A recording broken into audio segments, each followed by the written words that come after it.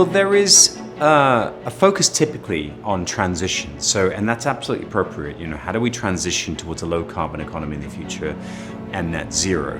But part of the challenge with that is that somewhat makes the assumption that we're not going to be bothered about the physical impacts of climate risk. And so therefore we have to balance these things. It's a delicate balancing out. We will face climate change.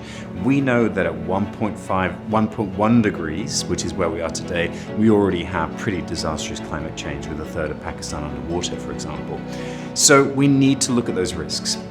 Despite our best ambitions to achieve transition, we need to look at those risks. And that's why location-specific, high-quality climate intelligence on the physical impacts of climate change is going to be essential for investors and companies to make the right decisions.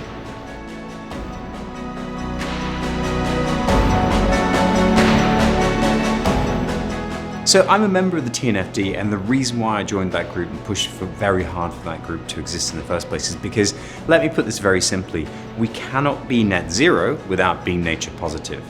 Of the top 5 mitigating actions from a climate change perspective, 2 are wind and solar, the other 3 are all linked to nature, and they dwarf all of the other elements of what we might think about in terms of addressing climate change, such as electric vehicles, carbon capture and storage, and various other things. So if we don't address nature, if we don't restore land, prevent deforestation, those types of things, we will not achieve our climate change goals, and we will actually lose a vast amount of valuable resources for our planet and for us, for humanity to survive.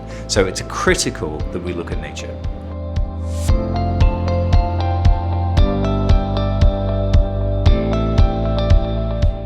Well, this event sits at the heart of Climate Week for me. So this event really brings together all the people that are here, whether you are a policymaker, whether you're from the United Nations, whether you are a minister of state in an emerging economy, whether you are a private sector actor, such as a pension fund, asset manager, bank, or a company, or whether you're a regulator. Bringing together all those groups is essential. We can't possibly imagine today the level of collaboration we're going to require to achieve our climate goals, and this is what this kind of convening does.